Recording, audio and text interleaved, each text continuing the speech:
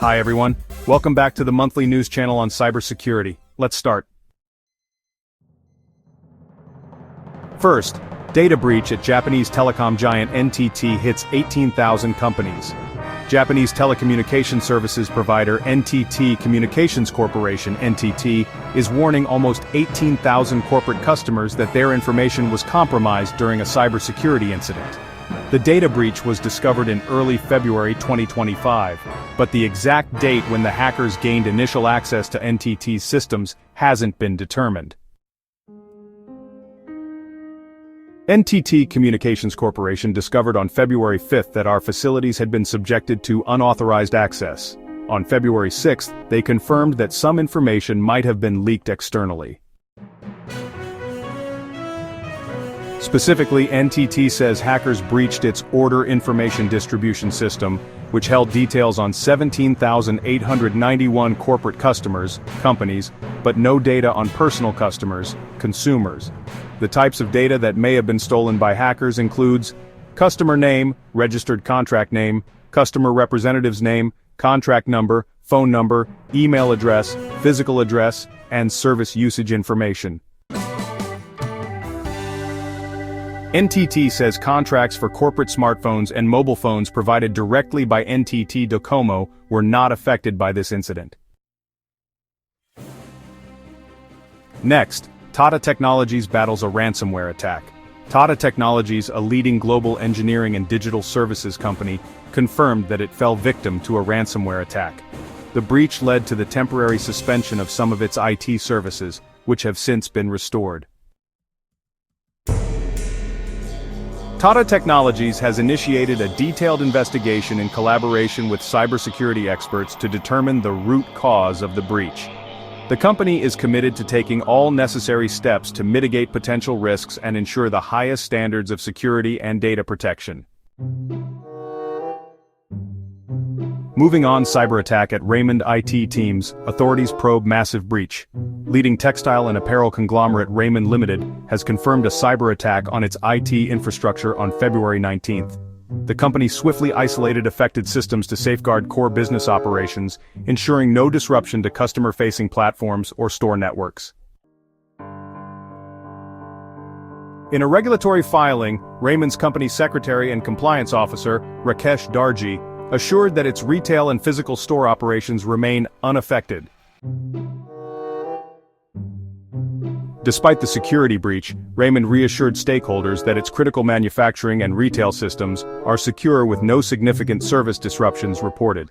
The company's cybersecurity experts, along with internal IT teams, are conducting forensic analysis to assess the attack's entry points, duration, and potential data exposure risks.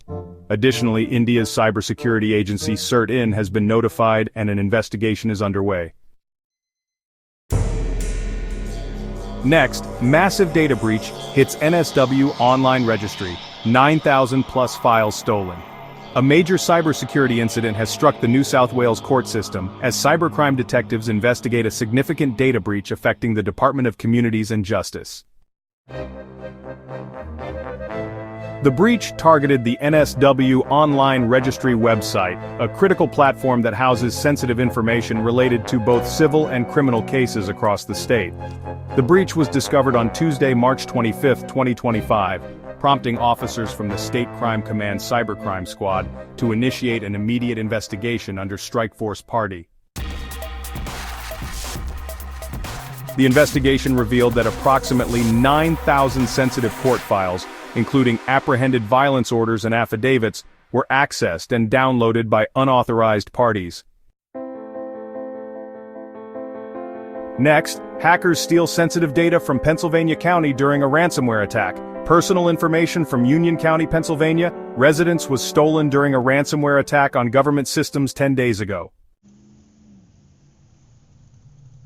The county published a notice on Friday, warning its more than 40,000 residents that the ransomware attack was discovered on March 13. Federal law enforcement was notified, and cybersecurity experts were hired to help with the recovery process. On March 13, the county learned that the hackers took personal information from its network. Next, Infosys settles U.S. cyber incident lawsuits for $17.5 million. Indian IT services giant Infosys has reached a settlement agreement concerning multiple lawsuits filed against its U.S. subsidiary, Infosys Mahama Systems, over a cybersecurity breach that occurred in 2023. The company announced on Friday that it would pay $17.5 million into a settlement fund to resolve all pending class action lawsuits and associated allegations. The security incident resulted in unauthorized access and data exfiltration, affecting a substantial number of individuals. In April 2024, Infosys revealed that an internal investigation, conducted in collaboration with its third-party vendor eDiscovery, identified up to 6.5 million individuals whose personal information had been compromised. Although the company did not disclose the exact nature of the data breach, cybersecurity analysts speculate that sensitive personal data, including financial and insurance-related information, may have been accessed. The breach raised concerns over Infosys Mahama Systems' cybersecurity infrastructure and data protection measures, prompting regulatory scrutiny and class action lawsuits from affected parties. Next, Oracle denies breach amid hackers' claim of access to 6 million records. A recent investigation by CloudSec's Xvigil platform has uncovered a cyber attack targeting Oracle Cloud, resulting in the exfiltration of 6 million records and potentially affecting over 140,000 tenants.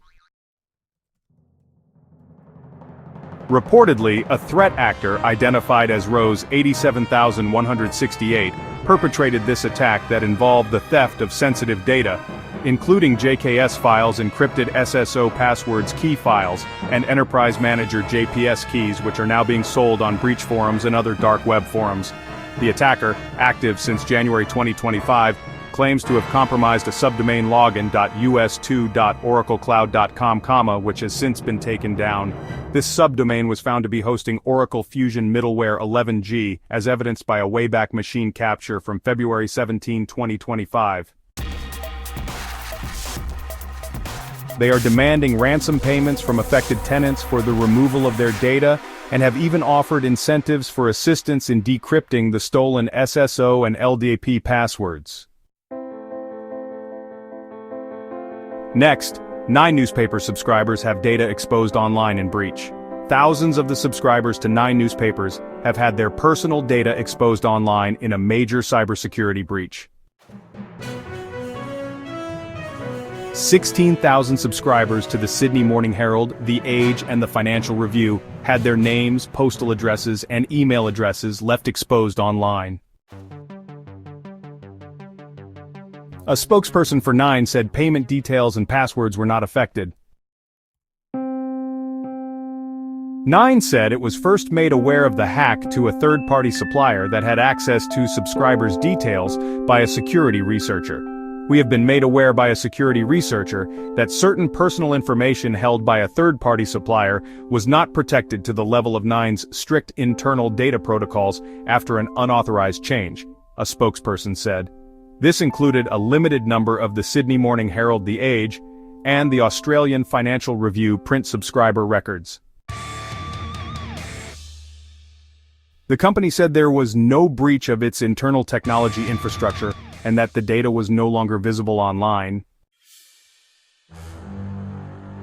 Finally, President Mahama's hacked X account has been restored after several hours of cybersecurity breach. President John Dramani Mahama has confirmed that his X, formerly Twitter account, has been restored following a cybersecurity breach. The account was compromised on March 17, 2025, and used to promote a suspicious cryptocurrency called Solana Africa. In a post on X after regaining access, Mahama reassured the public, stating, "My team has restored my account, working with the X support team. Thank you for your inquiries and offers to assist." The breach has also highlighted the importance of robust cybersecurity measures for public figures. Experts have urged political leaders and organizations to implement stronger authentication systems, regular security audits, and emergency response protocols to protect their digital assets.